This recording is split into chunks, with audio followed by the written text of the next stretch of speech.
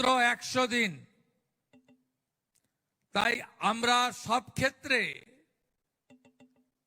আমাদের সমস্ত ব্যবস্থা পর্যালোচনা করে নতুন নতুন ব্যবস্থার মধ্যে কি আনা যায় সেটা নিয়ে আমাদের সমীক্ষা, বিশ্লেষণ এবং সিদ্ধান্ত, এটা একটা আন্ডার প্রসেস অর্থাৎ চলমান রয়েছে। আমি আজকে কন্যারত্ন দিবসে পশ্চিমবঙ্গে যে নতুন সরকারটিকে আপনারা বা আপনাদের অভিভাবক অভিভাবিকারা এনেছেন আশীর্বাদ দিয়ে, সেই সরকারের পক্ষ থেকে আমরা ছাত্রীদের ক্ষেত্রে বা সামগ্রিকভাবে স্টুডেন্টদের ক্ষেত্রে এই কন্যারত্ন স্কলারশিপ বা অর্থনৈতিক গ্র্যান্ট আমরা তো দিচ্ছি, সাথে সাথে 60% বেশি নম্বর যারা পাচ্ছেন তাদেরকে বিবেকানন্দ মেরিট স্কলারশিপ যোজনায় বিশেষ অর্থনৈতিক সহযোগিতার স্কিমও আমরা চালু রাখছি। এর সাথে এবারে আমরা একটি নতুন স্কিম এনেছি, সেটাও স্বামী বিবেকানন্দের নামে। বিদেশে পড়াশোনা করতে যাওয়া ছাত্রছাত্রী অথবা জাতীয় স্তরে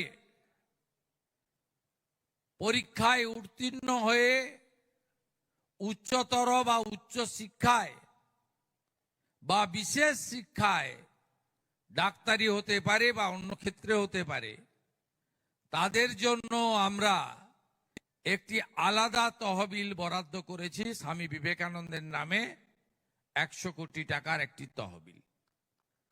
আমরা চাই আপনাদের এগিয়ে যাওয়ার ক্ষেত্রে স্বামীজির মন্ত্র চরৈবতী চরৈবতী শুধু নয়, অর্থ যাতে কোনো বাধা হয়ে না দাঁড়ায় সে দায়িত্ব পশ্চিমবঙ্গ সরকার কাঁধে তুলে নিচ্ছেন। যে 1000 টাকা করে আমাদের কন্যারা বর্তমান ব্যবস্থার মধ্যে দিয়ে পড়াশোনার জন্য যে আপনারা অর্থনৈতিক গ্র্যান্টটা পাচ্ছেন, আগামী 2027 শিক্ষাবর্ষ থেকে এই গ্র্যান্ট ডবল করে দেওয়া হচ্ছে। আমরা 2000 টাকা করে এই গ্র্যান্ট 2027 সালের থেকে আমার সমস্ত ছাত্রী এবং কন্যারত্নদের দেব। এই ঘোষণা দিয়ে আপনাদের সকলকে আরেকবার অভিনন্দন জানিয়ে আমার বক্তব্য শেষ করলাম। আগামীকাল পূর্ণ পবিত্র গর্বের স্বাধীনতা দিবস।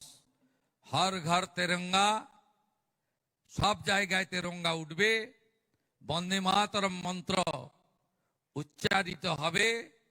আমরা আমাদের মহান দেশ ভারতবর্ষের স্বাধীনতা দিবস অত্যন্ত পবিত্রতার সঙ্গে গর্বের সঙ্গে পালন করব।